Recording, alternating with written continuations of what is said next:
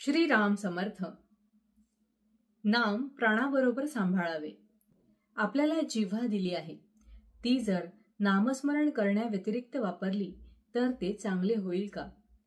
जे करण्याने देवाची प्राप्ती होते ते न करता इतर गोष्टी बोलून वेळ घालवला तर कसे चालेल? तुम्ही अभ्यास करता, अभ्यासाकरिता जी पुस्तके घेतली ती जर नुसती उशाला घेऊ लागलात तर अभ्यास होईल का? म्हणून म्हणतो, आपल्याला जिव्हा दिली आहे तिचा उपयोग नामस्मरण करण्याकरिता करा.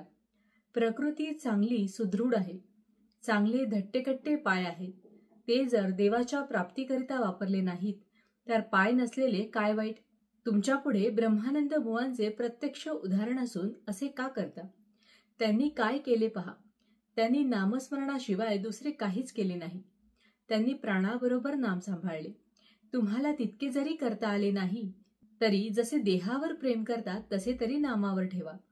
आताच्या दिवसात तर कलीचा एक एक दिवस देवावरचा भाव घालवायला कारण होतो. तरी यावेळी सांभाळा. अश्रद्धा उत्पन्न झाली तर आपले पापच आड येते असे समजा आणि त्यावेळेस नामस्मरण करीत जा.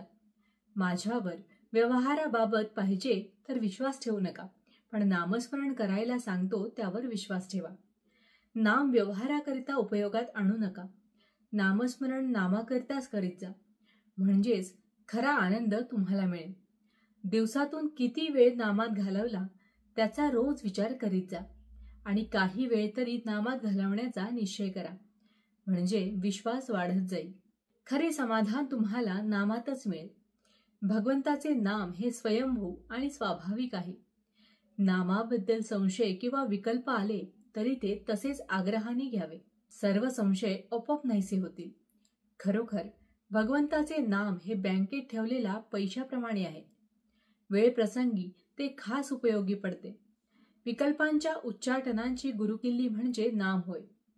भगवंताला अनन्य शरण जाऊन तुझ्या नामाचे प्रेम मला दे अशी काकुळतीने त्याची प्रार्थना करावी, म्हणजे नामाचे प्रेम आपोआप वाढेल आणि भगवंताचे खरे दर्शन घडेल. वासनेमुळे माझ्या आनंदाचा भंग होतो, म्हणजे वासना माझ्या आनंदाची चोरीच करते.